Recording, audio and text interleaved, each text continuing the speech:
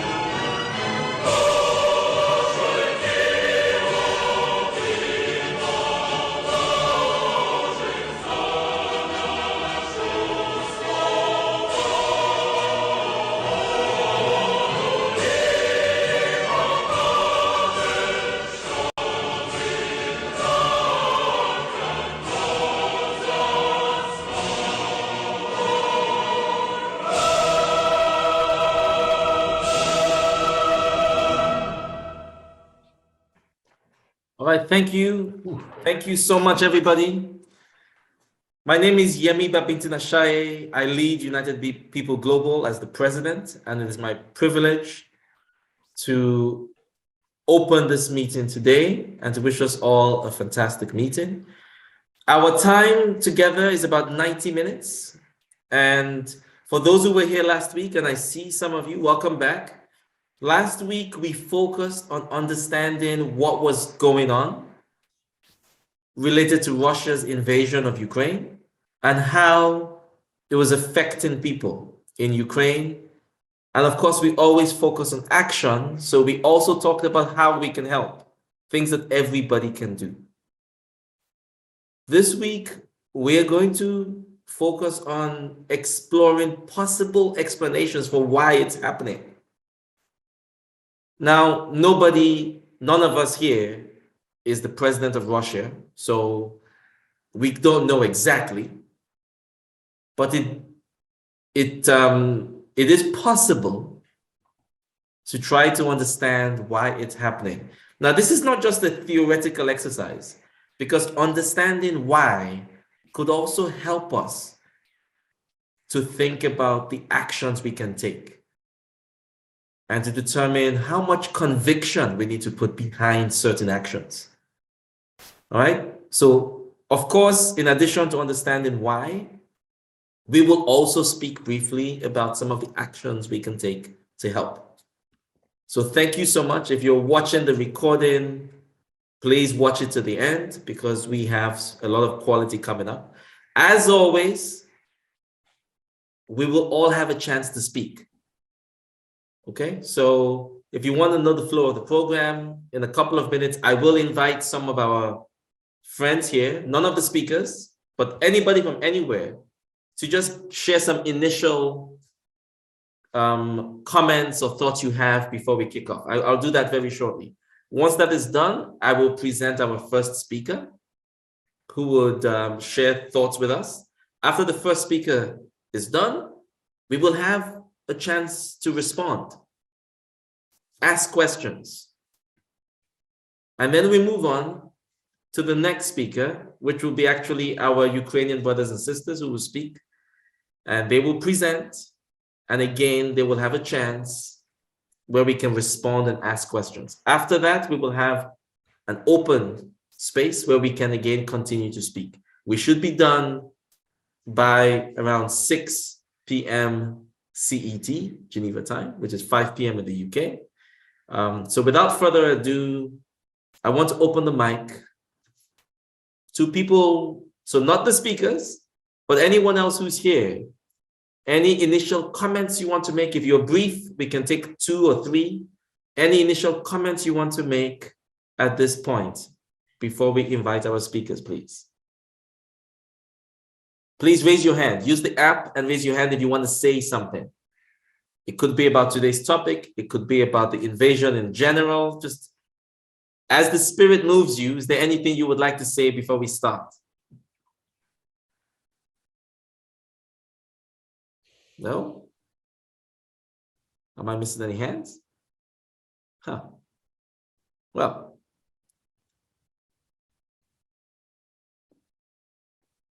Danka, did you want to say precision? You want to precise something? Go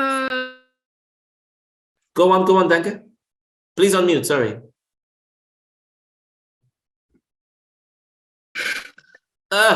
Sorry. I think we're both trying to unmute you.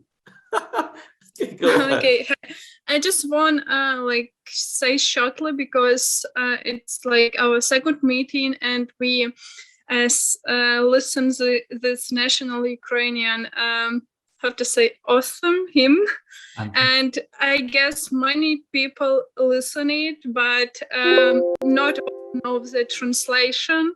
So I just want to say that there is a words in the beginning.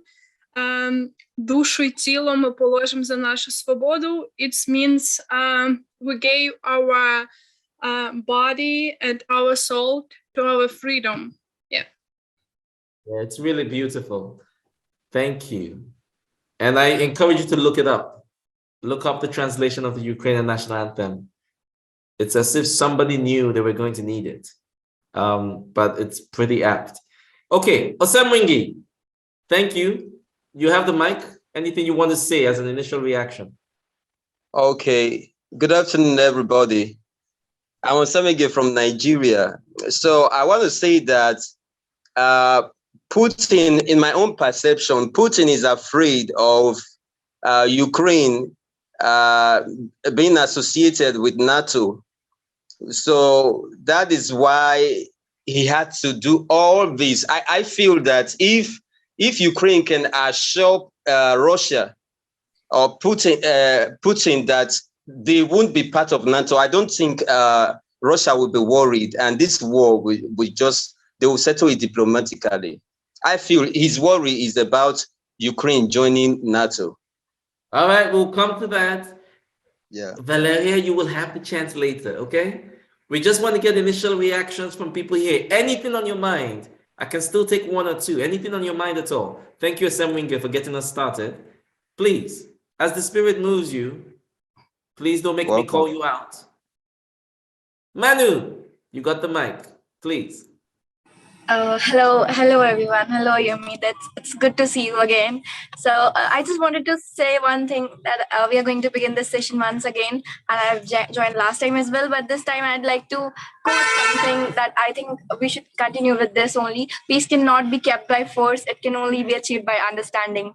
And I'd just like to begin with this, and so much support and love to my Ukrainian brothers and sisters over here. Thank you. Thank you. Beautiful. Peace can only be achieved by understanding, not by force. Thank you. Judith, you've got the microphone. Please unmute. Hello, everybody. I'm so happy to see you all here today. I just wanted to say that I am a traditional Ukrainian. My family on both sides come from outside of Kyiv, and so I feel a particular connection to what's happening here, and I'm very, very aware that as a as a Ukrainian in my family tree that I'm sitting here in California and feel very, very moved to try to do what I can. So anyway, thank you for having the meeting, and thank you all for being here. Thank you so much for sharing, Judith. I didn't know that, so I'm learning. Yes. Thank you so much. Well, we'll take 2 more hands before we proceed. So Charity, please unmute. Tell us where you are connected from, and then please share your comment. Hello, friends. This is Charity Kruger connecting from Botswana. I just want to give a word of encouragement to our Ukrainian friends that this is unfortunate, but you have been standing up for your country, and we encourage you to stand your ground, and the world is with you. Even from here in Africa, we are giving you a shout to say we are with you in the best possible way. And I also thank you, PB Bashara, for hosting this forum. Thank you so much. Thank you so much, Charity. And the final hand, thank you, Charity. Yvonne, please unmute yourself. Thank you. Yeah, hi, my greetings from USA. My name is Yvonne. Since I heard the Ukrainian war, I'm not really happy because I'm a victim. I'm a survivor war from Rwanda since I was 11 years. So my heart have been pushing me, oh, what you can do. I would love to go like where there is refugees from Ukrainian. I can help whatever. But sometimes I scared maybe skin color, kind of like that. Then I said maybe United People Global has youth or people who wanted to volunteer to go to build the shelters, water sanitation in the refugee camp, because I have been a refugee for 17 years, not 18. So sometimes I feel like, oh, I can fly now and go and do something. Thank you so much for sharing, Yvonne. I think we could feel your pain. And I at least speak for myself. I get strange comfort in knowing I'm not the only one in pain. So thank you for sharing. Thank you so much. Now, today we're going to be a bit more intellectual, if you like, than last time, in the sense that we're going to be exploring hypotheses for what is happening, why is it happening. But we are predominantly here because we care. We're predominantly here because we care. So thank you all for being here. It's time to invite our first speaker. He will speak, and then we will have a chance to respond, ask questions, make comments, and then we'll move on to our Ukrainian brothers and sisters who've also prepared to speak today. So please join me in welcoming our first speaker, Professor Dr. Wolfgang Deckers. He's a member of the board at United People Global. And so I want to show him a lot of love for just bringing that level of support to this activity. Thank you.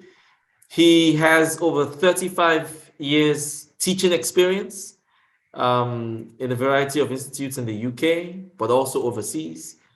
He's specialized in the correlation between politics, economics, and if you like, international relations. He's obviously, if you like, a personal inspiration for me as someone who's taught us about the importance of paying attention to the world around you. And when it's so easy for many students to think, you know what, I'm just going to get my degree, get a nice car, and have a happy life. He's made it clear to us that it's very important. I don't know what they're doing there. Okay. We will mute. Thank you. He's made it clear to us that it's very important to participate, to contribute. I remember, and I hope you will do him the honor tonight, that anytime he brought a speaker to the campus, he would always prepare all of us that you must ask at least one question. If you didn't have a question, he would not be happy. Now, whether you got called to ask your question or not, that's a different matter. But you must have prepared a question. Otherwise, you're a waste of space, and it would be very tough about it. So I mean, definitely that encouraged a curiosity in all of us. You couldn't just be a passenger on this planet. Something was happening. You had to understand it enough to engage. And he's never stopped doing that. I can tell you many stories about him, but please, let's give a warm welcome to Dr. Wolfgang Deckers. Thank you. Dr. Deckers, you've got the microphone. All yours. All right. The first thing I want to say is that I'm grateful for this introduction, of course. Some things were true, some were not true, but it is true that I ask people to walk into a room before a lecture with a question, and that you have to participate. You cannot be a passenger on this planet. That is very, very true. And I believe that then, and I believe it still today. So Mr. President, that was right, and I appreciate that you didn't forget that. The next thing I want to say is that I feel slightly uneasy talking about the Ukraine now, because whilst I'm talking, people are dying. And I wouldn't want to give the impression that I'm in any way sympathetic to Putin and Russia. Putin is not right, he's wrong. And I just want to make it very clear at the very beginning. But as the president also said, it is about possible explanations for what's happening in the Ukraine. And I tried to do that now. I tried to offer a number of possible explanations. I don't know the truth. I don't know what Putin really wants, but I offer certain explanations. And so the next point I have is that I came from West Germany to London in 1977, and I was astonished when Margaret Thatcher fought a war with the Argentine over the Falkland Islands, Malvinas, and she thought you can solve problems with war. I was just flabbergasted. Today, it seems that there's somebody else in Europe who thinks that you can solve problems with war. And if anybody knows Klaus von Clausewitz, a very famous German military thinker, writer, strategist, and he said, war is the continuation of politics. And Putin thinks the same, and I think it is just astonishing that he thinks that, because really what Putin has done up to now is he has done the opposite of what he wanted to do. And he did the opposite in the sense that under President Biden, the US is engaged again seriously, and not like under Trump, which was pathetic, seriously engaged in Europe. Putin has strengthened Ukrainian unity and nationalism. The gas pipeline Nord Stream 2 has been cancelled.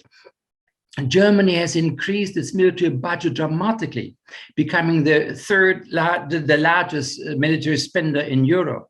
Germany has never exported military materials to war zones. That taboo has been broken now. They're delivering war materials, military materials to the Ukraine. Putin has strengthened Western unity and NATO coherence. Sweden and Finland are thinking of moving closer to NATO. It is quite possible that Europe will embark on clean energy, push, reducing Russian gas and oil imports dramatically. It might mean nuclear installations as well, but there is a shift towards solar panels, for example. Putin has given the idea of a more federal Europe its biggest boost in decades. Putin has caused Russia's standing as a great military power, to be questioned. Nobody believes after more than 3 weeks of war in the Ukraine that Russia is a great military power. And this is what the German Chancellor Olaf Scholz called Zeitenwende. And Zeitenwende is not merely a turning point, but a beginning of a new era. And so the previous points I made indicate there is something dramatically happening at Zeitenwende, Zeit, time, Wende, change, but it's more than just temporarily, it's a basic change. Putin's invasion of the Ukraine has breached international law. It is more than even that. It is essentially what you have now, his non-acceptance of the Ukraine. It is only, he says, an artificial creation of the communist era.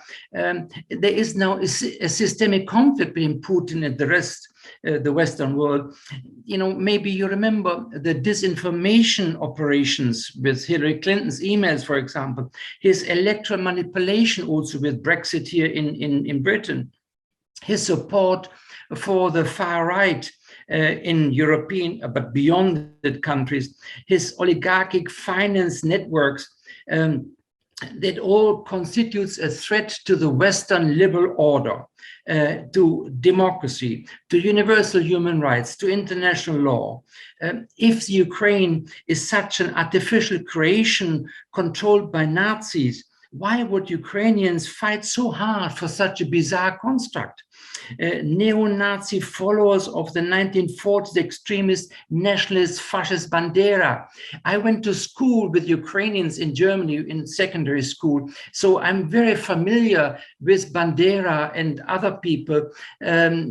That, you know, that is the 40s. Bandera people, they are neo-fascists in Ukraine, like in Germany, like in Britain, like in Nigeria, like in whatever. But at the last elections in Ukraine, they got 2% of the votes. Meaningless. And so the question really is, who would then be next for a Russian invasion? Now, I think that the photos one sees of the destruction of Mariupol, of all cities, whatever you want, missiles and all this, is of course correct to show this. I don't think they're fake or whatever, but I think one should just not talk about that, but one should go a little bit deeper, and I tried to do that. And so I tried to say that the analysis just based on the terrible photos is too limited. So I think that Putin is authoritarian, of course, and I have no sympathy for him, but I remember having been to the Soviet Union and to Russia close to, 20 times or whatever in those 20 years, that there was in the 90s this Wild West neoliberal capitalism. And I remember seeing workers sitting on pavements or in the ditches next to a street selling whatever they produced where they worked, like towels or cutlery or really anything. And they weren't paid a wage. And so they were given the towels and sold them or bartered them away. You know, when neoliberal capitalism happened,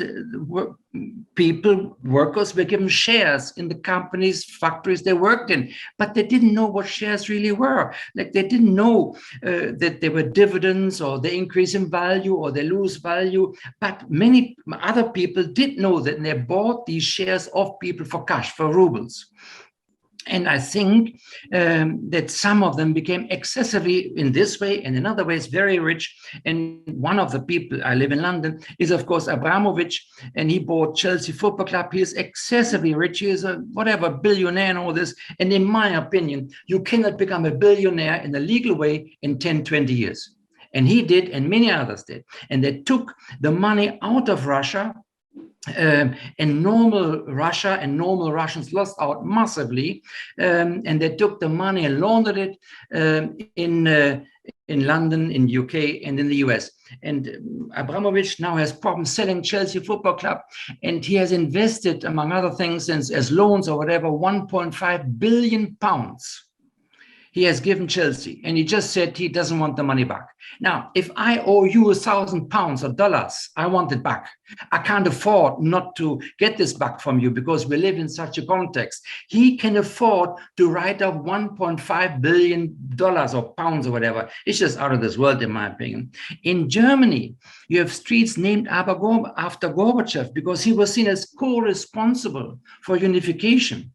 when he stood around 25 years ago for election for presidency in Russia, he got a bit less than 3%, because he was made responsible for the loss of the Soviet Empire, the status of Russia, Soviet Union. And then I don't know to what degree if you've ever been to Normandy or whatever, and you're aware of D-Day landing of troops, British, Anglo-Saxon, Polish resistance, Canadians or whatever, coming from England, Britain, to Normandy and the D-Day landing beaches, a very, very difficult operation. It was astonishing that was done. And of course, in the East, there was the Soviet Army. Now, 50 years of D-Day landing anniversary. Germany was invited under Chancellor Kohl, and Russia was not invited. During negotiations for German unification, Gorbachev and others were several times assured that NATO would not expand after unification towards the East, but it wasn't written down. And I think that Gorbachev was naive in negotiating with top-class diplomats and politicians from the West. And he lost out there, in my opinion. And the shock therapy from a Stalinist planned economy to a market economy, the IMF and others thought it was worth it. Well, the British Medical Journal thought that from 92 to 2001, around 2.5 to 3 million people died extra to previous years of 91. And that was the result of shock therapy. It was a dreadful time, in my opinion, in my assessment, and I've seen it physically myself.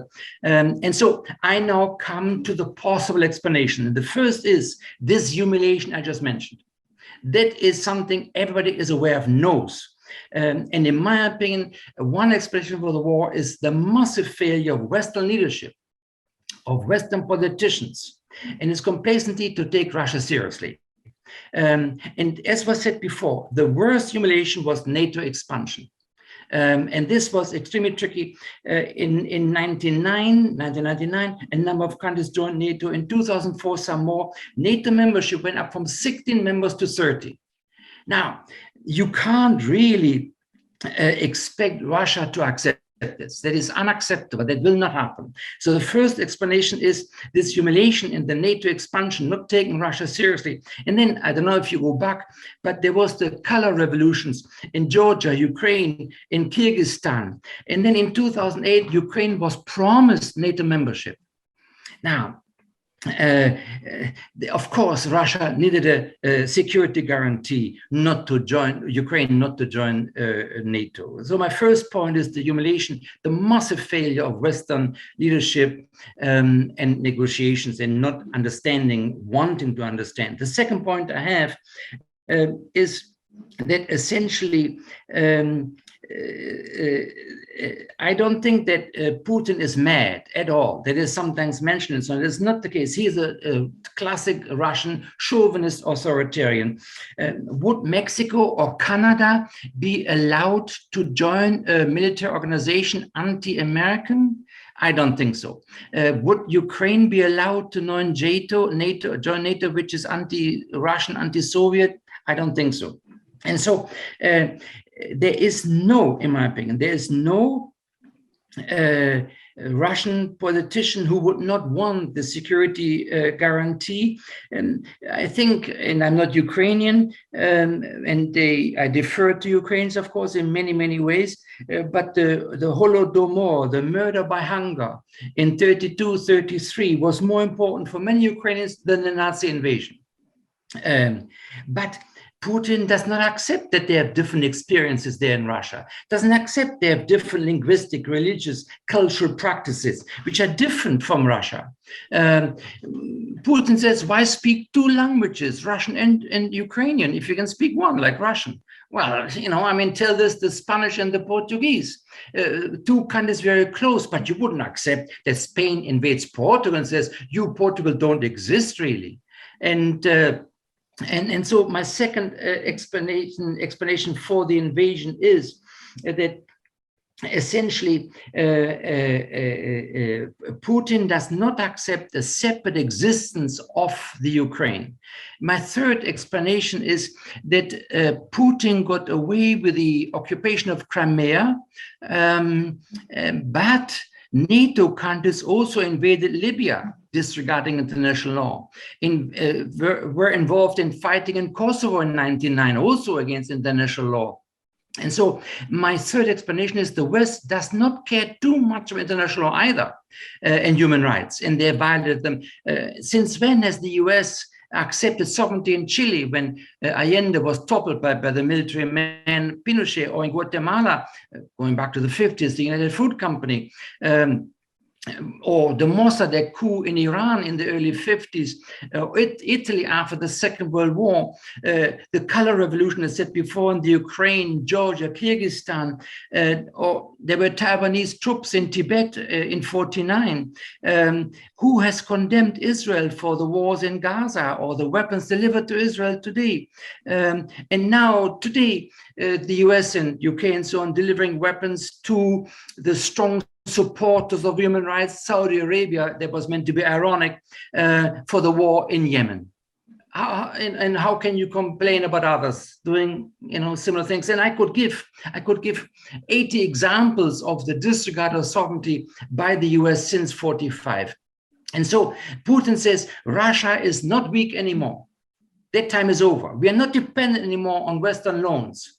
And he invaded Ukraine. And I have been to McDonald's, I don't know, in 1990 or 91 at the very beginning. And there was this Western-led globalization. And Putin says, this is over, finito. The fifth phase of Russian history is over. So I come to my fourth or fifth explanations. And my fourth explanation is that in the last years, the EU and Germany have positioned themselves to a degree away from the US as a third bloc between the US and China. And I would claim that President Biden has maneuvered extremely well, uniting the West, and made Germany and the US stay with the US.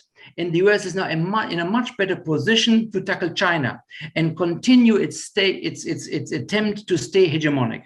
And this is my fourth explanation for the war in the Ukraine. This war supports US's leadership in the world. Biden became president, determined to both reassert US global leadership and to continue NATO expansion.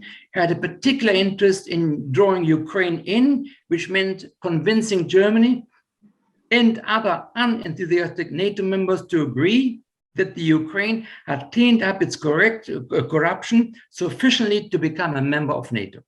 So my fourth explanation is that this war supports US global leadership. My fifth point is that the war, and I said before, I'm slightly uneasy talking about all this because people are dying now. Their houses are now destroyed. They were watching 3 weeks ago Dancing on Ice, and now they're refugees. It's a terrible situation. So the war in Ukraine is utterly obvious, in my opinion. But deep down, it has not much to do with Ukraine, but it's deep down about the conflict between the US and China. As I said before, Biden maneuvered very well, united the West, and made Germany and the EU stay with the US. And the US is now in a better position to tackle China and continue its attempt to stay hegemonic. This contradiction between the US and China is the fifth and last explanation. Now, and I don't know how long your memory goes back, but in Bandung, Indonesia, there was this conference of non-aligned countries in 55, and Premier Zhou Enlai declared the 5 principles of peaceful coexistence at that conference. And they were, the first one is mutual respect for each nation's territorial integrity and sovereignty. And so one should not invade other countries, for example. That's what he said. And the Chinese said always when somebody said, well, what do you do in their country there? And what do you do there? They say, well, wait. Don't interfere in domestic affairs. And so the reaction to what Russia is doing is contradictory. Because on the one hand, there's this, since 55, long-standing principle, do not interfere in the sovereignty of other countries. But on the one hand, China has supported Putin and suggesting that the American NATO had brought the outcome on itself by refusing to disavow Ukrainian participation. And there was just 2 days ago a conversation between President Xi and President Biden, and President Xi said, quoting a Chinese aphorism, "Let he who tied the bell on the tiger's neck take it off." And so this was one thing. It was NATO's fault, it's okay to invade. But then also, on the other hand, he said that you must not interfere in other sovereign affairs of another country. So there's a contradiction here. And so, in my opinion, the relationship, if you remember the Winter Olympics, Putin, Xi met and so on, and they said the relationship was without limits, limitless. Now it has changed. It's a problem. Putin's invasion of Ukraine has become a problem in the sense that if China doesn't behave properly, its economic relation with the West, which is extremely important, helps the US if the US, if China doesn't do it right and they impose sanctions on China, well, that will weaken China. And that's not the idea. That we don't want that now, because China has abstained at the United Nations Security Council's vote condemning Russia. But China will not risk its economic relations with the West, because in China, in my opinion, in my interpretation, there is an unwritten agreement between the population and the Chinese Communist Party. And the agreement is, as long as you, Communist Party, deliver economic goods and improve our lives, we will not ask for democracy and human rights. And so the Communist Party leading China is extremely interested in keeping economic relations, trade with the West going. If the West stays united, what would that mean for China imposing control over Taiwan? Bad news for China, I would claim. Putin says he's liberating Russian speakers inside Ukraine. Well, there are lots of ethnic Mongolians, Koreans, Kyrgyz, and others in China. So we can liberate them as well? Is that what they say? Would they agree with it in China? More potentially explosive for Beijing is, what would Tibetans say? And what would the Uyghurs in the north and Xinjiang say? Would they want greater autonomy? Would they want independence? Well, that's okay, isn't it? And Ukraine was okay, wasn't it? Do you agree with that, China? And so for President Xi in China, it's extremely important that these things do not happen, that nobody interfere in China with that stuff they have learned, so to speak, in Ukraine. And so, in my opinion, underlying the war in Ukraine is the contradiction between the US and China, the clash for hegemony in the world. Now, China's development in the future will be, in my opinion, problematic. But the US is still leading financially. The dollar is the global currency. Its military capability is astounding in my opinion, despite losing in Iraq and losing in Afghanistan. And also, I think that the US is a very creative country. And President Biden has maneuvered very well to unite the West. How will China react? And I'm coming to the end.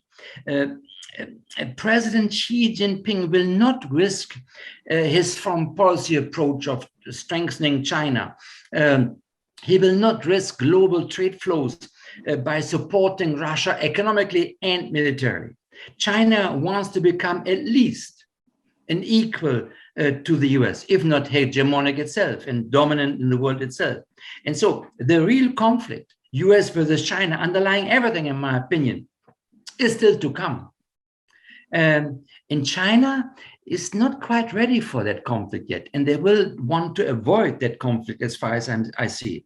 In conclusion, what's happening in Ukraine is dreadful, but Western diplomacy should have foreseen this and has failed not taking Russia's security concerns seriously. And there should have been a solution to this, as somebody else said already before. The West invaded countries and disregard international law as well. So how can you preach what you yourself didn't quite do? President Biden has been very successful to reinforce US dominance in the Western world. My last sentence is, the real conflict in Ukraine is the one between the US and China for dominance in the world. And China is not quite ready for it and is biding its time. That's what I wanted to say. Love it. Thank you. Thank you. Thank you. Can we please just show him some love? Thank you so much, Dr. Deckers. Wow. All right. Good news. This is being recorded. So if you feel there, I'm not going to say one or two, I'm going to say 3 or 4 points that you want to hear again. You will be able to watch and listen again. In my accent and talking too fast. So no, it's okay. It's not the accent. It's the thinking. Very thought-provoking. I don't know what to call it. A history lesson, a political lesson, a geopolitical lesson, all wrapped into one. That's good. That's good. All right. So now the floor is open as promised. Okay. Before we have the presentation from our Ukrainian brothers and sisters, we have a space now for initial responses, reactions, questions to Dr. Deckers. Samuel, you've got the microphone. Thank you very much, Mr. Yemi. I think that was a powerful presentation by Dr. Decker. But I have some 3 questions I would like to ask. And I'll be very glad to get a clarification. I first of all want to say that I stand with our Ukrainian brothers and sisters. I pray that very soon all these hills will come to an end and we'll go back to our normal lives once again.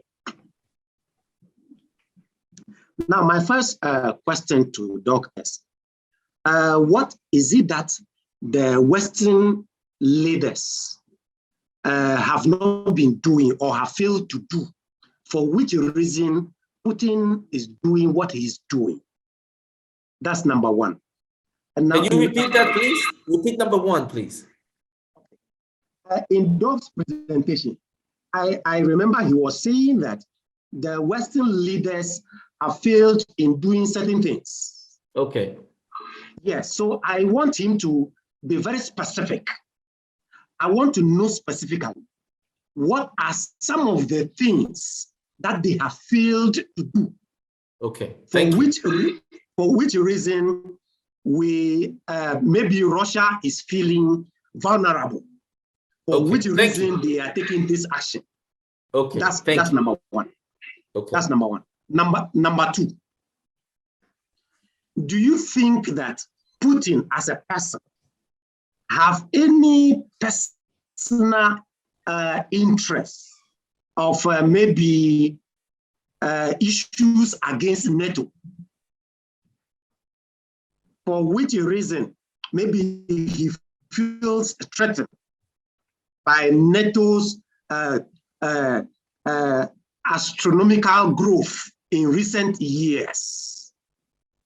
Because in his presentation, he was saying that in 1999, NATO was, I think, about 15 member nations, and now they have grown to about 30 or so, which means that within a short space of time, NATO has gained a lot of membership.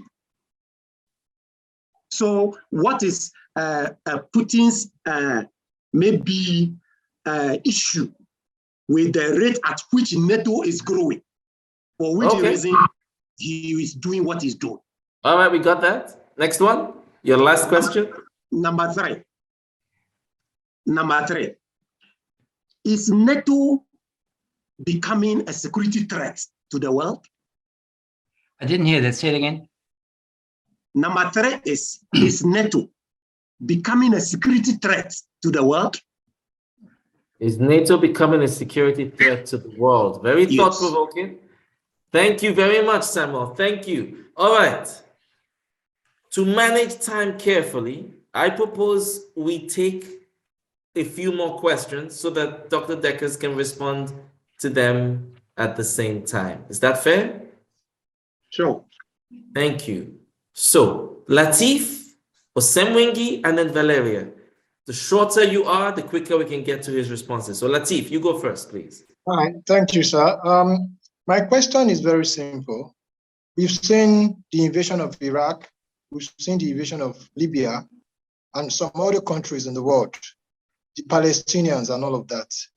But at this moment, I can see that the world is standing for Ukraine against Russia. And we all understand the global politics. It's all about the world powers, and they use proxy to fight this war. So my question is this. Ukraine has been under siege for the past one month plus. How about other countries? What is the United Nations doing about it? What are other groups in the world that are fighting for human rights? What are they doing about this injustice being carried out at intervals? So that's my question.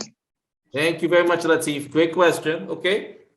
Next is Osemwengi and then Valeria. Osemwengi.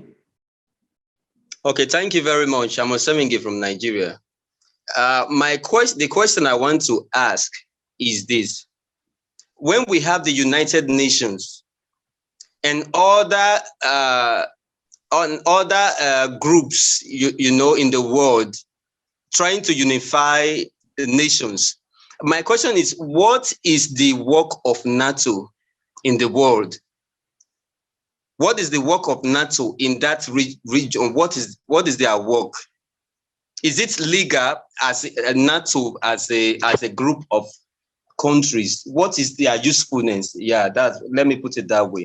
What's the work of NATO compared, seeing that there is United Nations there? Oh. Okay. So do we need a NATO? Yes. Do we really need the NATO? All right. Excellent. Thank you. Valeria, you got the mic. Thank you. So I have heard you, Dr. Wolfgang. As a Ukrainian, I do have some things to oppose, and I think that the war we are talking about right now is going on between Russia and Ukraine, between Russia, which invaded, Russia has invaded Ukraine. We are not talking about NATO has invaded Ukraine. We are not talking about Russia has invaded a NATO country. So let's consider let's consider Russia as a threat. And my question will be, is Russia becoming a security threat to the world? Or maybe it has already become a security threat to the world? Thank you. Thank you, Valeria. All right, Sylvia, you got the mic, then Arthur, and we stop. All right. So Sylvia, please unmute. Yeah. Good afternoon, everyone. Sylvia from Namibia. I have 2 questions. I just want to find out, is it possible for any country to join NATO? And or are there specific countries that are supposed to join NATO or NATO? And I just want to find out if there is rules and regulations that maybe that prohibit or stop Ukraine to join NATO. Why is Ukraine is continuing wanting to join NATO? And if there is no rules and regulation that can stop Ukraine to join NATO, why Russia is on Ukraine? And who's supposed to intervene in order for both countries to stop their war? All right. I didn't understand the first question. This question. The first question was, is it possible for any country to join NATO? That's the first question. Second question, are there any rules that prohibit Ukraine from joining NATO? And she threw in a bonus question at the end. Who is supposed to intervene when this kind of mess is going on? All right, Dr. Deckers, I didn't promise you it was going to be easy. I think Arthur is the final one, but I think your questions have excited and energized more people. But we will have time later. So Arthur, you're the final one in this round. Okay, but there will be an open floor at the end of the meeting. So please, everybody else, put your hands down. Arthur, you can. Hello, everyone. Greeting from Burundi, and thank you, Yemi, for giving me the speech. My question is that what will be the future of NATO, taking the point that for now they are not they are not protecting Ukraine, and we are all the world are seeing what is happening. People are being killed, and NATO was supposed to intervene. The UN was supposed to intervene. Even the US as a a country that is a military strengthened was supposed to intervene. So my question is, according to the place that was that NATO had in the world as an organization that is protecting Europe, what is the future? What is the configuration NATO is going to have? And also, don't you think that for other countries like Africa or China, when it will be as like military coup, is the European or the US will have a word to say when we are seeing people being killed as what we are seeing in Ukraine? Okay, thank you. All right, thank you all so much. Thank you so much. Dr. Deckers, the floor is yours. If you want a reminder on any of the questions, I can help. Yeah, but I think we'll do this round, and then we will move to the Ukrainians, and then we'll have a general open floor after that. So the floor is yours. Thank you. I tried to answer, and I don't know if I got it right, so correct me. And I don't know if you got your names right either. It was all a bit fast and so on. So the first point was by Samuel Konaki. This was about the West having failed, if I understood this correctly and so on. And in my opinion, the leadership in the West has failed not to appreciate, not to understand. And this is, as I said, about China and the US, but it's also about the collapse of the Eastern Bloc. And it's still not sorted out. This goes back to, the early 90s or whatever, and Yeltsin, Gorbachev and all this. And the West has failed. The leadership in the West, Western governments have failed to assure Russia of a security guarantee, has failed to appreciate what that meant. You are the Soviet Empire, you are special, and now you're begging. You're begging for loans from the IMF, and what declined, what does it mean? And the West has failed in that, in my opinion. That is the explanation I had, and it is impossible that people are now suffering with their deaths and becoming refugees, and because Western leadership has not appreciated this. The other thing is, as I think you mentioned, it is all about the security, understand, the security threat to Russia, the Ukraine, and so on. And I can only repeat the point I made before, that Western politicians had a fantastic time getting money out of Russia, making people poor with that with the neoliberal capitalist policies of transition from planned economy to market economy. Who gained in this? Well, you can go to McDonald's if you call that a gain, but that a meal at McDonald's feeds you for 3 hours. Then you need something proper. And so that change was dramatic for the people, and they suffered a lot. And the West did not appreciate that and did not do it. What it would have needed was something like after 45 Marshall Plan, that you give loans for investment for people to be employed and to have a reasonable life and all this, and not sucking money. Abramovich is a terrible example of billions being sucked out of the country, and he's not the only one, of course. I mean, Limassol is called Limagrad, because there's so many Russians in Cyprus, because they put the money into that, and Malta is the same. You could have bought a passport, a Maltese passport, for a certain amount of money to become part of the EU and travel easily here if you were Russian, and they did this, of course. And so this misunderstanding, the failure by the West to appreciate the changes and simply benefiting from this on their own without ever thinking of others and without ever thinking of long consequences. That is my answer for you, Samuel, if that's okay and acceptable. The second answer I have for Osemwengi, in the sense that, it is true, in my opinion, the UN tries to unify, but you can only unify if people want to be unified. And you tell an American that they depend on the UN or they depend on the International Criminal Court and so on, because they would never accept this, because they're number one. And so the UN fails all the time, because countries don't want to give power to the UN. The UN has no army, for example. The UN fails, it's true, because countries don't want to hand over power, sovereignty to the UN. So what does NATO do? Well, you know, I'm fairly old in the sense of being in my 70s, and that means I kind of, being West German and the frontline stuff, I remember that NATO was created to keep the Ruskies out. You know, the Ruskies is that kind of making fun of Russians, Ruskies out. It was to keep the Yankees in, because the Yankees are the Americans, and people were afraid they would go back home. You know, they didn't want to be involved in Europe. And so the British particularly thought that it was to keep the Ruskies out and to keep the Yankees in Europe, because they give us a guarantee against the Ruskies. And the third point of NATO, Ruskies out, Yankees in, was Jerry, a word for Germans, to keep the Jerry down, because they were our enemy, weren't they? And so that was the reason for NATO. It was a European military defense organization. It was not ever global. It was not meant to be outside area active. Outside area means outside NATO members, but then they got involved in Afghanistan. And so what does NATO do? Osenwengi asked, how is it useful? Do we need NATO? Well, many people thought the Warsaw Pact after the collapse of the Soviet Union dissolved.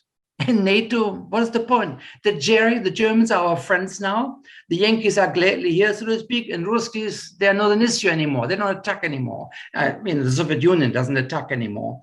And so NATO should also have been disbanded, but it was not. It became a tool of Western government and was said, as was said, membership increased from 16 to 30 in less than 20 years. The use was, it could be used. And I'm German. And that means, in a way, I'm grateful for NATO, because German military operations should only become possible via NATO, not German being expansionist on its own again. And so it was useful, but it has become more and more and more a tool of Western leading countries to reassert their importance. And then if that is acceptable as an answer, then the next question was by Valeria Yefimenko, and that was, is Russia now a security threat? That's a very interesting, and you know, putting the whole thing the other way around, is Russia a security threat and not NATO? And essentially, I think Russia is a security threat. It is classic for far-right authoritarian governments. They limit the courts, they limit the freedom of media, and they interfere in education. That's what they classically do. And that is, of course, happening in Russia, and not NATO a security threat. Now, NATO can be a security threat, but it is, of course, primarily Russia. But I've been trying to say with my potential explanations that the West caused people like Putin to become so dominant, because they did not, as was said before, as I answered with Samuel, that they didn't understand what all that meant in the 90s, that humiliation, the policies and so on. And so Russia did become secret, but because NATO failed, NATO politicians failed in appreciating that. This then leads me to the points by Sylvia, and not anybody can join NATO, really. I mean, it is meant to be a European organization, but, you know, what do I know about the future? Slightly unpredictable. And so NATO was never meant to be active in Afghanistan, out of area. Well, it did, you know, and so as up to now, and I would see it as a very difficult change, only European countries can join NATO, and nobody else. And this leads me, if this is acceptable as an answer, to Arthur's point, the protection of the Ukraine. That was not meant to be the role for NATO. NATO was not meant to protect Ukraine, so to speak. And I think that one of the big mistakes was not to have dealt with the problems properly. And so NATO is now being closely organized, closely united under President Biden, very strongly rather than President Trump. is sending weapons and money and takes refugees and so is helping, so to speak. But that is not a NATO thing. That is what individual governments, primarily individual governments do, and individual people do, taking refugees in, helping, and so on and so on. As the UPG has also been explaining, one can offer help via this and via here in this way. So NATO was not there to protect Ukraine, and Russia never accepted the separate existence of the Ukraine, as far as I'm aware, and thought it was, part of the Soviet Union and would come back. And maybe the military developments also are because they expected the Ukraine to become part of Russia, because they would gladly come back to Russia, never really having understood and accepted that the Ukraine is in all different historically, culturally, linguistically aspects different from Russia.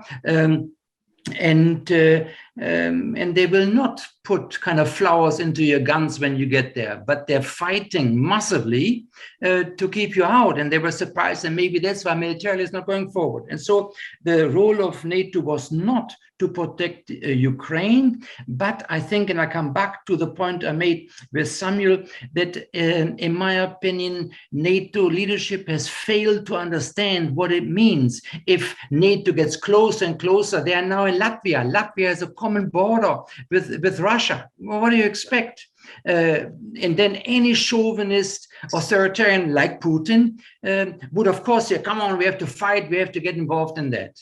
And so, Arthur, if that answers your question, then I have, I think, answered all points. But if there's anything else I should say, please tell me. Amazing. Oh, my word. Thank you, Dr. Decker. Thank you so much. Thank you. This is, again, very insightful. But it's a partnership. Great questions lead to the insightful answers. So thank you so much. All right. So I think at this time, we now transition to hear from our Ukrainian brothers and sisters. I want to invite them to take the floor. They will share some of their own thoughts. Some of them may be connected to things that Dr. Decker said, but they've prepared independently. So they will share some of their thoughts, and then we will have a chance with an open floor again before we close. So Danka, I would ask you to please let me know who else to join you on the floor. So please unmute. Who's going first today? Yeah, actually, thank you for this opportunity. Actually, we prepared again short presentation. So here will be Alejandra. But Alexandra, you go first? No. We go together. Maybe I just will start and then you will unmute if it would be okay. Okay, but Rodrigo, maybe it's for you. Could I share my screen? Yes, you can. It's done. Okay. Thank you. Also, Yemi, we have a short video at the beginning, and are we able to share it? Yes, you're able to share sound. Yeah. Before we go to our presentation, we want to show you a short video. Actually, many of you hear about Ukraine because of Russia invasion, but I guess not many of you know like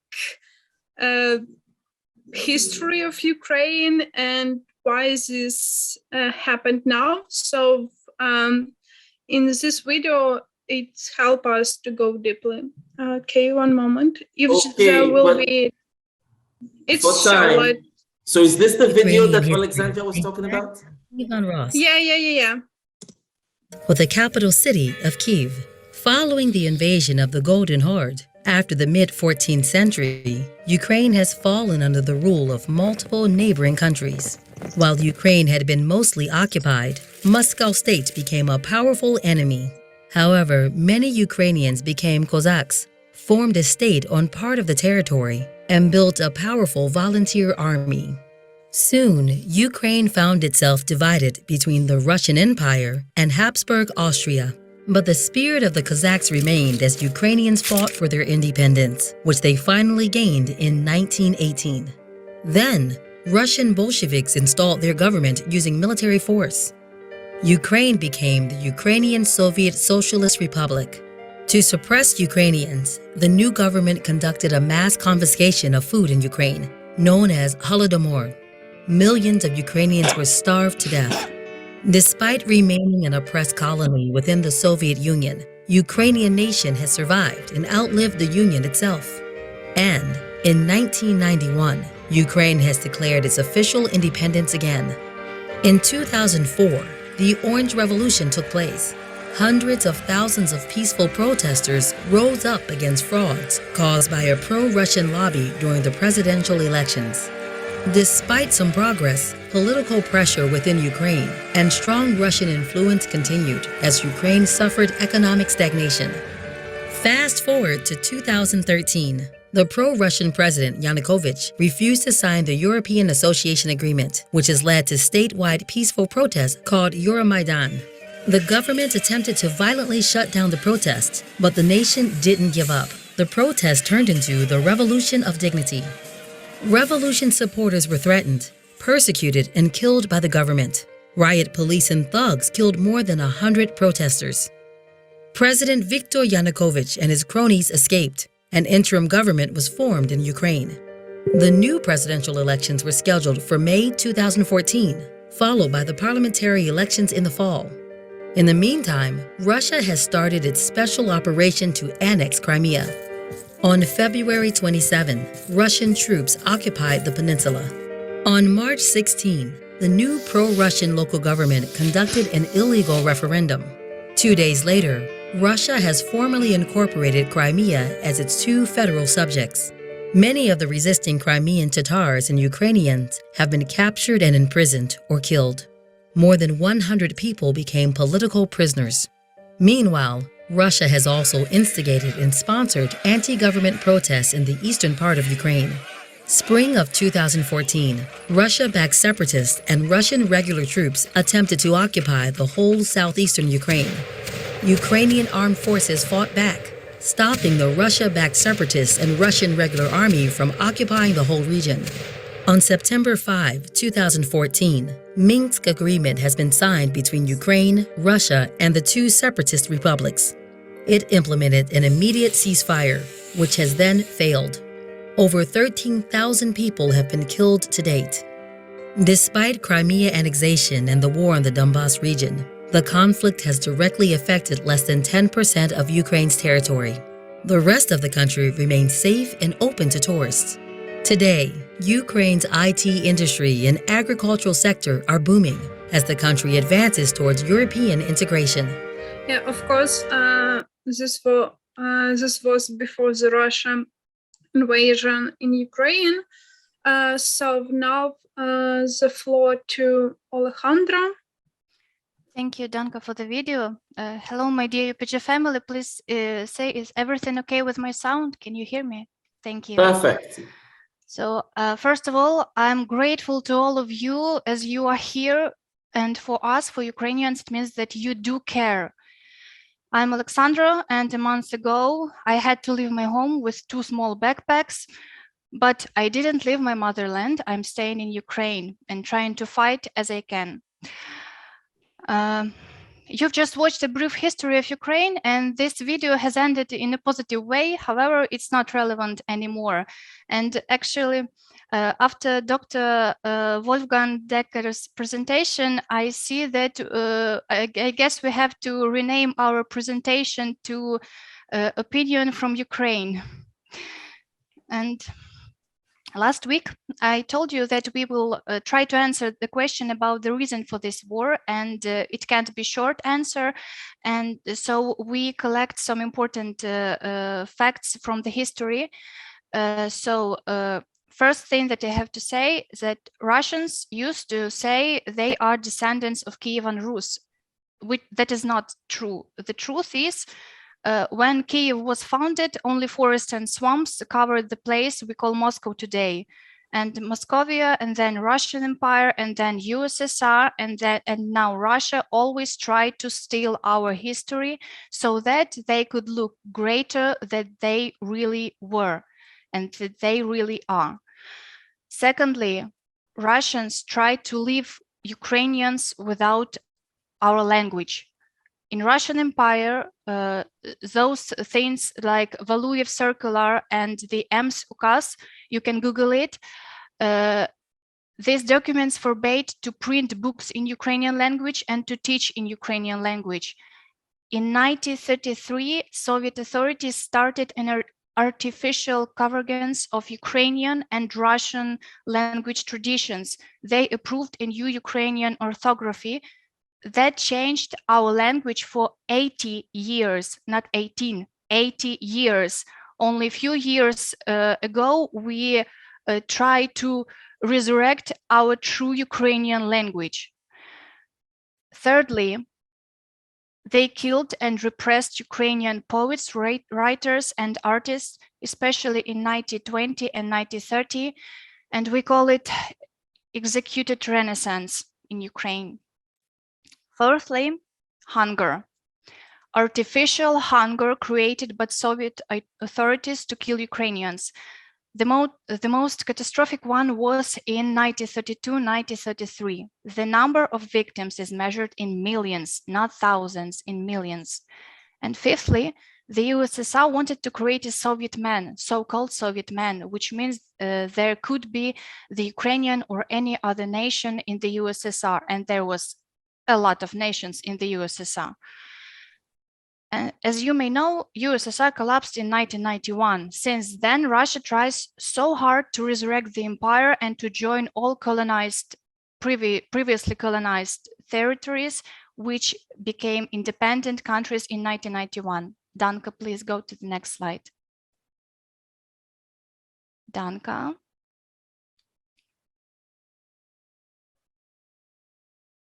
We're waiting. Could you see next? No. Oh, yeah. Now we see it. Yes. So about Budapest Memorandum on Security Assurance. It was signed in 1994 between Ukraine, Belarus, and Kazakhstan on the one side, and Russia, USA, and UK on the other side. The most important thing that we have to know from this memorandum is this, that according to it, Ukraine, which was Danka, the slide, which was the third largest nuclear weapons stockpile country, had to surrender its weapon for the guarantees of protection from Russia, USA, and UK. So today, every Ukrainian knows the cost of these so-called guarantees. They cost nothing and they mean nothing, as Russia attacked us. Russia invaded the Ukraine, and when it had to protect us. Next slide, please, Danka.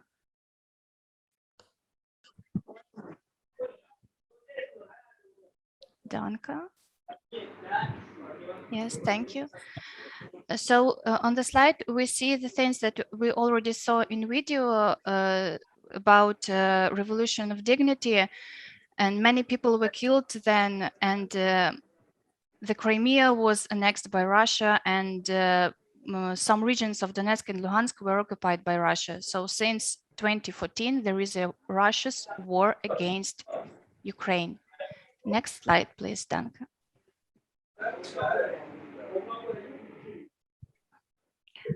On the next slide, we wanted to show you a video, but I guess we won't do it because the main general and main information is on this map. We tried to visualize Russia's military aggression since 1991, since USSR collapsed. So you see that Chechnya, Moldova, Dagestan, Georgia are countries where Russian soldiers came. And last week, our UPG sister from Georgia told us about the war in 2008, about this nightmare. And now we totally understand them. If then we watched this on TV and couldn't believe it, so now we feel the same thing that Georgia's film felt that time. Next slide, Danka, please.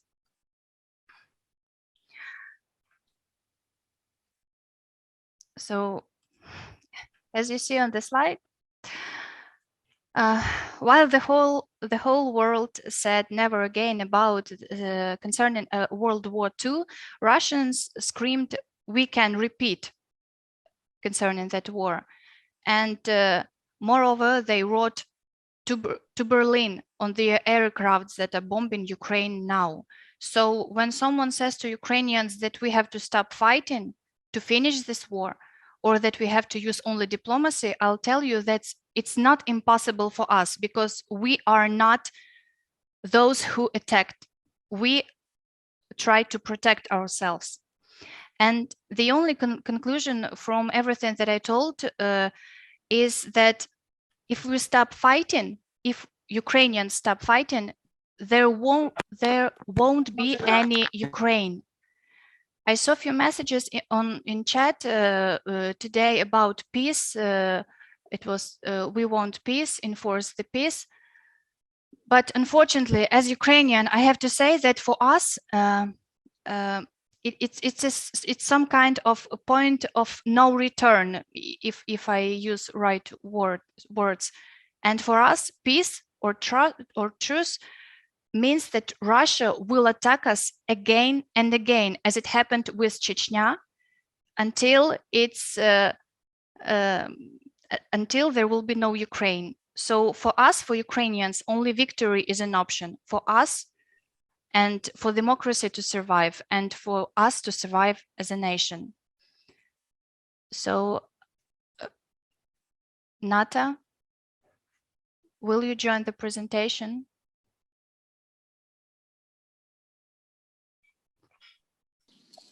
Yes, hello everyone. Thank you, Danka. Thank you, Alexandra. I will continue going to with the next slide.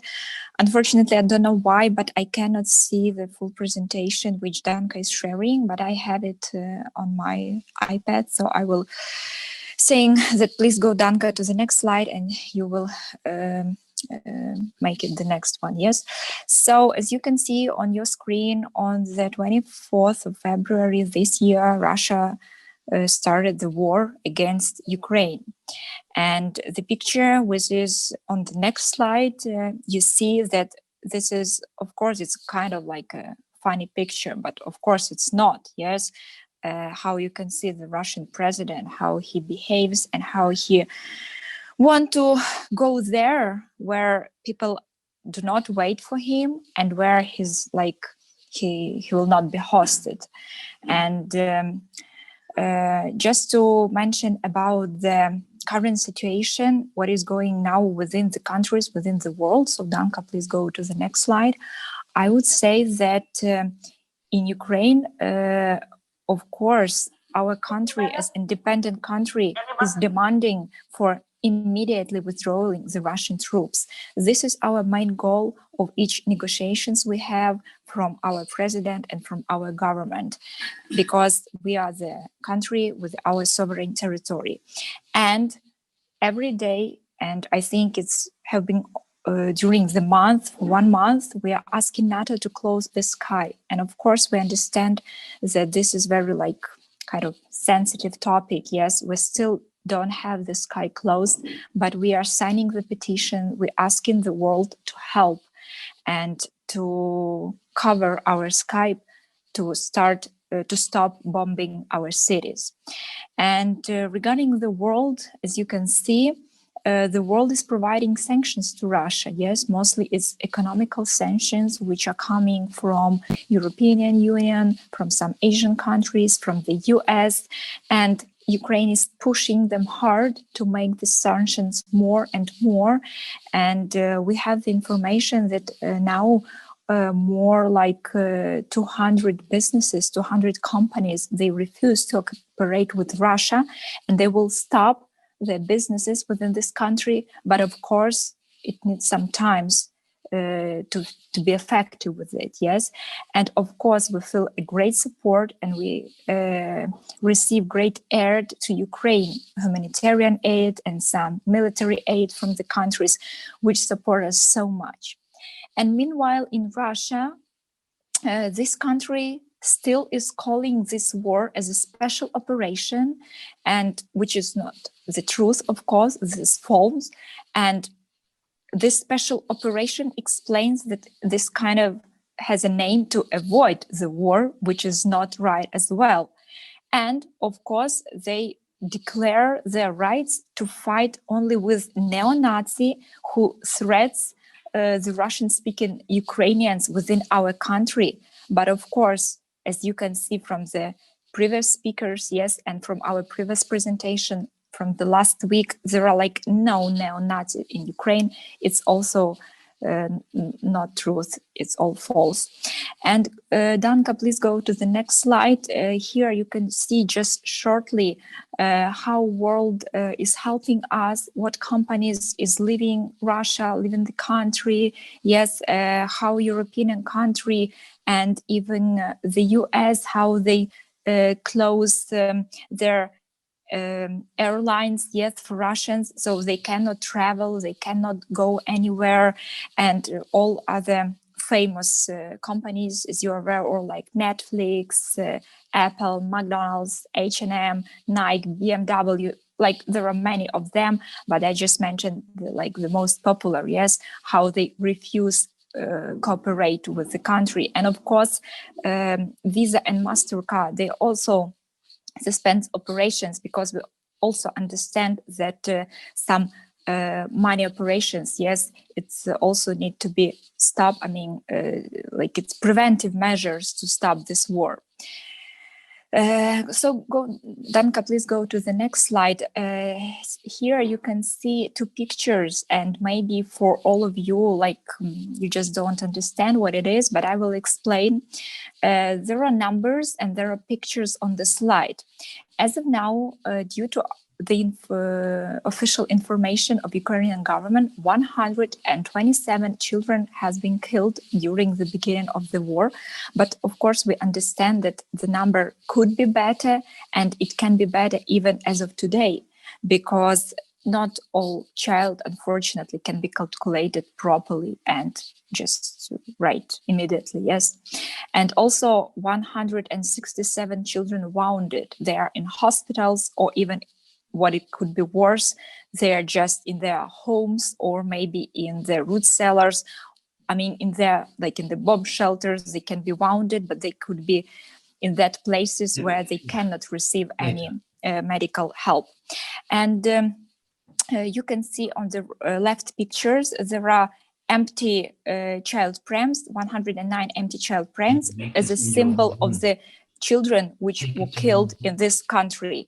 This is the picture from Lviv. So Lviv is a city in Ukraine, in the western part of Ukraine, that made this kind of, an auction, yes, an auction, and they made a photo of it.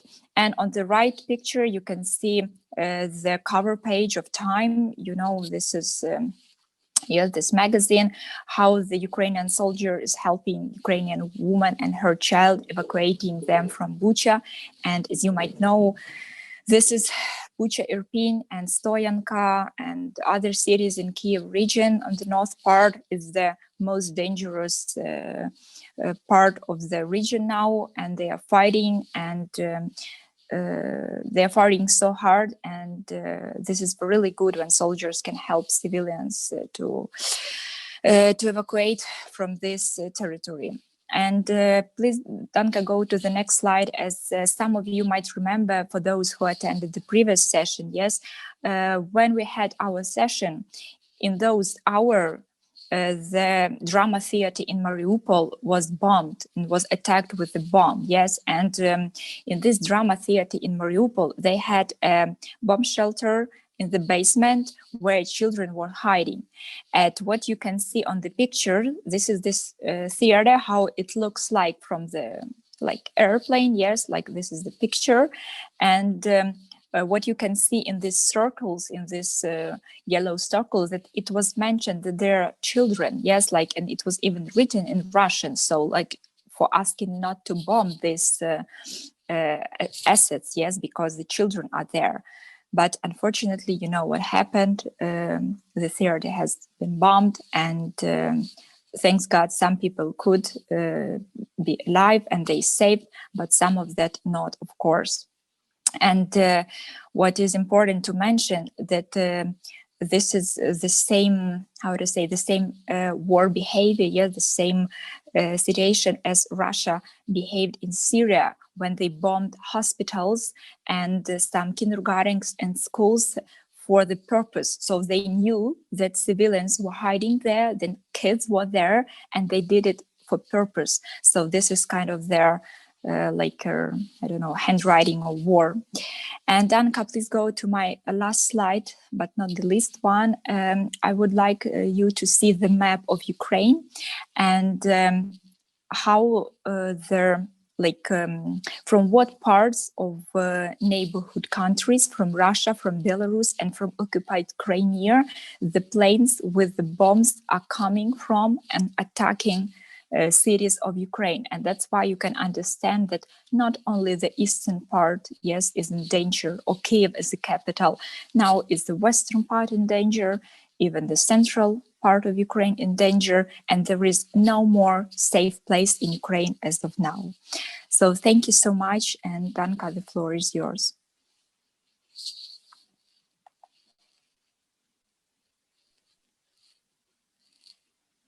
All right, thank you. Yeah, I will continue. It's like only a few sliders. Sort of that. Why we made this presentation and why we want to say you that why it's so important, why we all in the same boat now. First of all, there is like a nuclear danger. I guess many of you know that Russia has the largest amount of nuclear warheads. But have you know that it's 5,977 nuclear warheads? Moreover, Russia occupied 2 nuclear power plants. I guess you know about Chernobyl power plant, but there is another one also, Zaporizhzhia nuclear power plant. And the thing is that the Zaporizhzhia nuclear power plant is the most powerful in Europe. And it's so pretty. Another thing which is like we want to say you, it's a democracy values, why it's so also important. Now Ukraine is a real shield that protect world from Russia. And why we say it, now we can see that that Russia invasion touch sustainable development goals. And not only in Ukraine, but also abroad. For example, Ukrainians refugees, they come to Europe, they also need a shelter, they also need a food, and for European countries, it's like also a challenge to host these our refugees. And another example is European countries, they feel like danger because of Russia invasion, and they reduce their they increase their budget for some military stuff, for some army. And the thing is that they in that case they reduce their budgets for another, for example, for education, for culture. And it's like a real threat that that what is happening in Ukraine now, that it's touch whole world. And our next slide, maybe most of you know of it, but we want just to remind how you can help Ukraine. There is like donation. You could go to click on this link and donate. But another thing is not to be silent in your social media. Share information what is happening in Ukraine. Sign the petition. I guess girls mentioned that for us, for Ukrainians, it's so important to close the sky. Like, am I your local politicals and ask them to press NATO to close the sky? Also join rallies, and we ask not only where you live, just join rallies in your country to support Ukraine, report war propaganda from Russian media. And another thing is, like you can see here, boycott Russian goods. Just when you see this like barcode 460, just please do not buy it. Do not buy this product. If you buy it, you really support war in Ukraine. And we also have special bonus. In previous meetings, some of our participants mentioned how else you can help Ukraine. So we prepared some Google form. You can apply and become a volunteer, and our team will connect with you, and then you do your steps to help Ukraine to get a victory. It's like all from me and from our team, from our presentation. If you have any questions, welcome. All right, thank you so much. Thank you, Danka. Thank you, Alexandra. Thank you, Nata. Thank you so much. All right, as you all know, we are nearing the moment where we would like to bring this specific week's event to conclusion, but we promised that we will have a final open floor.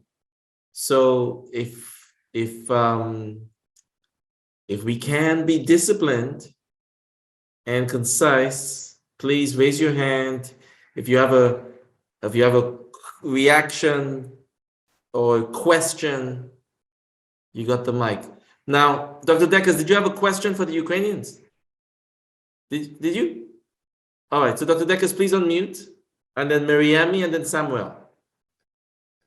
Okay, so the question I have for Danka Kapitsa is, would she want a no-fly zone by Western countries, in the sense that Western countries would enforce a rule that no planes can fly, meaning Russian planes, essentially, no Russian planes can fly over the Ukraine, a no-fly zone. And then for Alexander Kurbet, I have the question, was the Ukraine used by Western powers for their own interests? And the question for Nata Uskevich is two parts, so to speak. Sanctions have never defeated a country in its policies. South Africa, apartheid, you name it, sanctions have been useful, but never defeated a country. And the prohibition, your slide was about MasterCard and Visa card not working anymore in Russia. They have their own card, credit card, the Mir card. And will this lead to self-reliance in Russia? They can't smoke Marlboro cigarettes anymore, so they smoke their own stuff. And this will strengthen, sanctions will strengthen Russia, is my question. Will it do self-reliance or strengthen? And the other one is, after a war or towards the end of a conflict, there's always diplomacy. And so what do you think Putin wants? Okay. Awesome. You can see Dr. Deckers gives as good as he gets. So he's just giving back what you gave him. Now, because time is tight, I want to take the hands up now, and then you can do your responses, and then we can close. So no more hands, but if the rest of the people are concise, let's hear your questions. Okay? So Mariami, you were next. Please, what is your question? Okay, first of all, I want to thank you to you because it's a very important, very important to participate in these meetings because Russia always use its propaganda very well.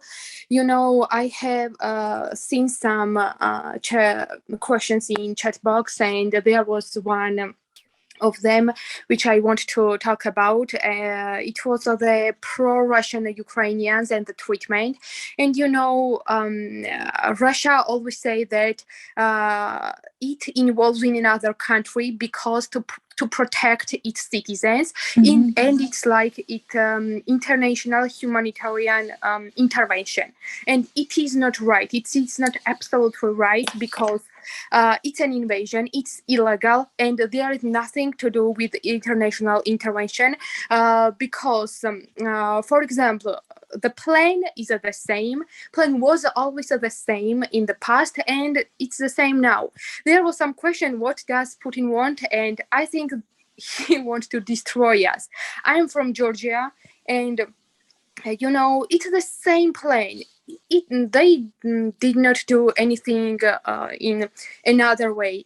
They also killed our writers. They also lost our language, and they did the same what they do in Ukraine now. So I think that if Ukraine defeat now, and I'm sure it won't be happen, but if it will happen, it means that the next one will be Moldova, Georgia, and maybe you, maybe in other countries, because it won't stop. And this threat is very dangerous for us. You know, this propaganda works very well, not in only Russia, but in another country, and we need to talk more and more. So thank you for this meeting. And from the last week, I thought about what can I do. So from the little businesses, we give some money to donation, but also what can I do as an individual? I can, as an international law student, I can speak about in different meanings about some legal aspects of this war, but also, I want to say to my Ukrainian sisters that if you know anyone who wants some help, who is coming to Georgia, I can help them with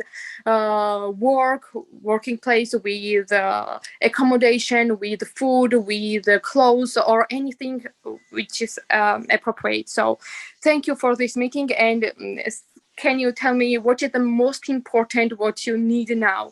I know this no-fly zone is very important for you, and these representatives of NATO and UN organizations say that it means that they encourage World War III. So I think, yeah, I understand these threats, but we need now to protect you. So if there is anything to do, we as individuals. Okay. So thank you. Thank you so much, Mariami. Thank you. Like I said, it didn't have to be a question. It could be a comment or a contribution. So thank you. But now Samuel, Yvonne, and Mohammed, can you do it in 30 seconds? We do have a hard stop. Our speakers also have to go. If you can, I will say go ahead. If you cannot, we have another event next week where we come together again. So give me a thumbs up if you think you can do it in 30 seconds, if you think you can. Samuel, go ahead, please. 30 seconds, please. Thank you very much. I feel that there are other European countries that can stand up actually and support Ukraine stop this war immediately.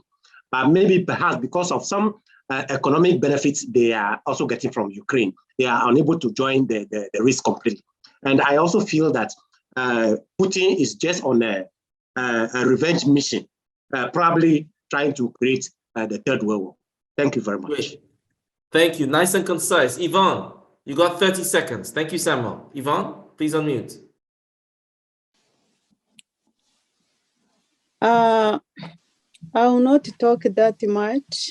I just emotionally, but as they said about refugees and the victim of the war, victim of the accident, major problems, I would like to find out what is the best way we can help in a distance, because we can't go there, but through little we have, we can share. Either it's a $50, it's $100, it's a clothes, it's a food, while someone is in America here in Chicago, or I have something to send, but as they said, there is a problem of bank problems, not Western Union, not receiving money. Okay. I would like to help me. Which is the best way we can like donate a little bit? Either it's GoFundMe, either it's a little bit. That's what I wanted to know. All right, thank you. So now I will give the floor to our Ukrainian family. Thank you, Yvonne. Now, many of these questions will be answered in an email that we can send after the event. So I would just ask Danka, Nata, Alexandra, she's back, to please give your responses. We have very little time. So whatever responses you want to give now, please Maybe unmute. also Valeria and Oksana will join All right, us. please. Yes, proceed. unfortunately, Alexandra had a poor connection and she lost, yes, her connection. She no just wrote to problem. us to Skype. Mhm. Thank you. So you have the questions? Yes, I do. I can go first, actually. I just wrote down my two questions, or yes, I will start. So thank you, Wolfgang, for your questions. And the first one, as far as I remember, it was about, are the sanctions a good defense for our country? Yes. And will it be the possibility of strengthening the Russia instead of making it more weak? Yes. So for my opinion, yes, they are good. And no, they will not strengthen this country, because we are fighting on many levels, yes, and we are fighting on many horizons. So we are fighting like with our army, our Ukrainian army. We are fighting on the informational ground, yes, because we want to distribute the same what we are doing here in our lecture. We want to have economical sanctions against Russia as country, like not to buy their goods and so on and so forth. We are trying to block their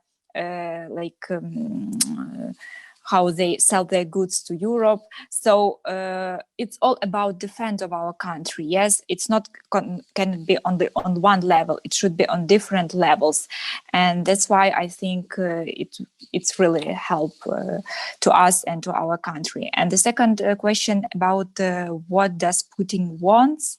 So as far as it's very general question. Thank you so much, but at the same time, it's also very concrete. And as Miriam said, from Georgia, and as far as I can see from our conversation, only those countries who have been attacked by Russia can understand each other.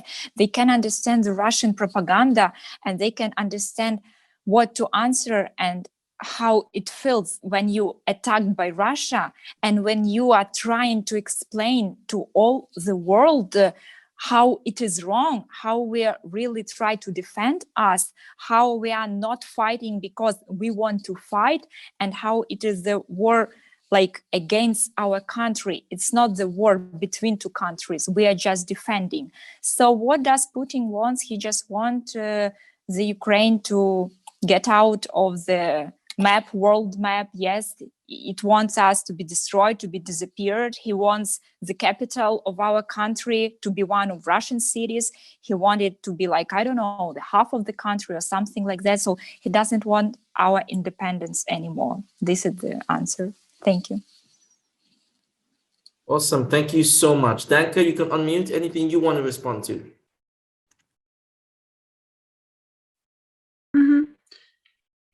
Oh, okay, it's okay, fine. Actually, I want to make comment about NATO and no-fly zone. I guess in the beginning of our meeting, someone said, there was a thought that Putin attacked Ukraine because of NATO and something like that, and NATO is a threat for whole world. Guys, come on, NATO don't want to close Ukrainian sky, and the thing is that they it's like my point of view. First, I want to say the thing is that they really I don't know how to say, but yeah, it's not feel scared. They are scared. Yeah. They're afraid. Yeah, we do know Ukrainian. Yeah. The thing is that they scared that like it could be a big war, like the Third World War, and they don't want help Ukraine. And you before that you asked that NATO wanted to take Ukraine, something like that. They really scared, and my point of view is if NATO don't want to like close the sky, they could at least give us some aircraft stuff to protect, because you know that was happened with, especially with Mariupol, with Kyiv, like as far as I know, 80 or 90% of Mariupol are bombed or destroyed. It's so pity. Right. Thank you. I'm afraid we do have to bring this to a close. I want to say a big thank you. It has been incredibly insightful. Before we close, of course, I'm going to invite Dr. Deckers, if there's any brief words you want to say in closing, I'm going to invite you to do that. Danka and Nata, if there's any brief words you want to say in closing, I will also invite you to do that. But we do have to bring this to a close now, because many people have other engagement and we also may need this room. So thank you so much. Now, Dr. Deckers, if you would like any kind of couple of words as we close. I just want to say that there were these people in the Ukraine, who just watched the TV and had their everyday normal lives, and next day they're refugees if they survive. And so it's a terrible, terrible situation. I do think that there will be a diplomatic solution at the end of this. But the night before the invasion, I was asked by a former student if there would be war, and I wrote back saying there will be no war. That's incredible. That's impossible to imagine.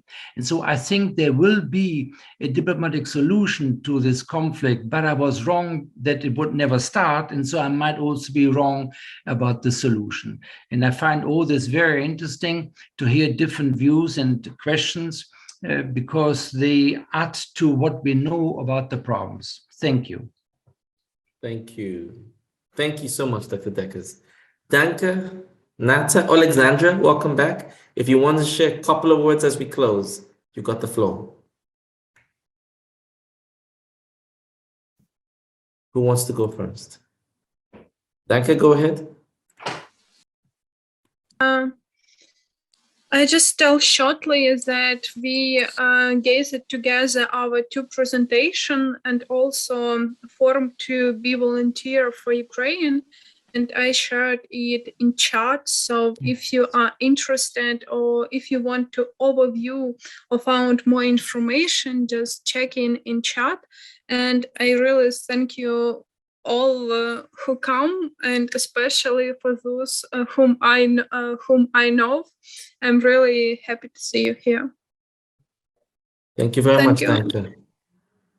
Nata. Yes, thank you, Yemi. Thank you, everyone. I just want to say you a big thank you to all UPG community to have this opportunity for us to share with you our, unfortunately, like sad news, yes, and our pain, and but also at the same time to inform you about the situation, how it is in Ukraine, because all of us like heard it not from the news, we heard it from our houses, yes, and we heard it, this war. So thank you so much for your time, for your cooperation, and for your platform for us to speak. Thank you so much. Thank you. Thank you. Thank you, Nata. Alexandra. Thank you, Yemi, for the opportunity to speak with the international family that is UPG. And guys who don't know us, me and Nata, for example, we left our homes and we don't know if we will have place to come back. So it's not just words for us. And I'm begging you, please take action. You are leaders. You are those leaders that are so needed in this world. And believe me, prayers is not enough today. Please, if you can help somehow to share information, to speak, your voice matter, and you know that, then please take action. And we will be very grateful for that. We already grateful for that because you hear and you listen to us, and we hope that you will take action. Thank you. Beautiful. Thank you. Thank you so much. Thank you to our wonderful speakers. If you can please show them some love. Thank you. Thank you so much. Dr. Deckers, thank you, Danka. Thank you, Nata. Thank you, Alexandra. Thank you, Valeria. Thank you to everybody who showed up. As you know, your presence here shows that you care. And that's very powerful. And as we can tell, this is not a movie. This is not some hypothetical conversation. This is real life. And as we are having this conversation, people are dying. And so it is upon us to do something. And you're doing something by coming here. Now, something that you may have extracted from listening is that we're in a period of ambiguity. Dr. Deckers very humbly said that even with his own expertise, he said war was never going to happen. And look where we are. And he said, I think diplomacy is part of the solution, but I can't be sure. If there's anything I've learned, in moments of ambiguity, leaders lead. We can't stand back and wait. As they've said to us, we have to be part of the solution. And I ask you the same question that stays with me when I think about Ukraine, when I listen to the president, Volodymyr Zelensky. What kind of humanity watches this happen and says it's okay? What kind of humanity says you can invade your neighbor and we're just going to stay on the side and say, don't give up. Oh yeah, we'll send you weapons. That is not humanity. Please, that is not humanity. At the very minimum, if you see two of your brothers fighting, at the very minimum, you will stand in and say, stop fighting. At the very minimum, you would enforce the peace. If you say stop fighting and they keep fighting, you have to enforce the peace. That is not against Russia. It's not against anybody. That's just what we stand for. And I would ask you, if you're not sure what to post, post hashtag enforce the peace, hashtag no fly zone. We don't care who does it, but we can't stand as humanity and just watch. That's an action I think we can all take.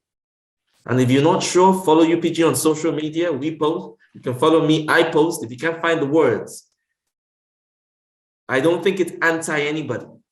If two of my brothers are fighting, I will stand in the middle. And if one of them says, if you stand here, you've started World War III, well, that's his choice. I cannot stand and watch two of my brothers fighting in such an unjust way. Nobody said declare war on Russia. but enforce the peace. If Russia calls that war, that's their choice. We are already at war. This is a war against what we think we stand for, the future we want to build. Are we going to sit down and just watch it go away? In moments like these, we will only find peace when we find courage. Speak to your leaders, speak to the people you know. We have to find the courage to enforce the peace. Thank you all so much. I look forward to seeing you next time. God bless you. We will close this by listening to the Ukrainian national anthem. So if you would please join me, and I will definitely stand. And once it's over, then we close. Thank you so much. Thank you. Ні слава, ні воля, ще нам, браття українці, усміхнеться доля. Згинуть наші вороженьки, як роса на сонці. Запануєм ми, браття, у своїй сторонці. Душу й тіло ми положим за нашу свободу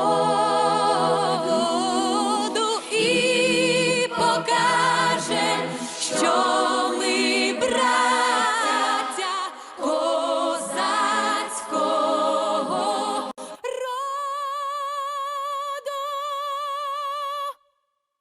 Thank you so much. Stay safe. God bless you. Thank you so much, everybody. Thank you so much. Thank you so much. God bless you. Thank you. Thank you. Goodbye, everybody.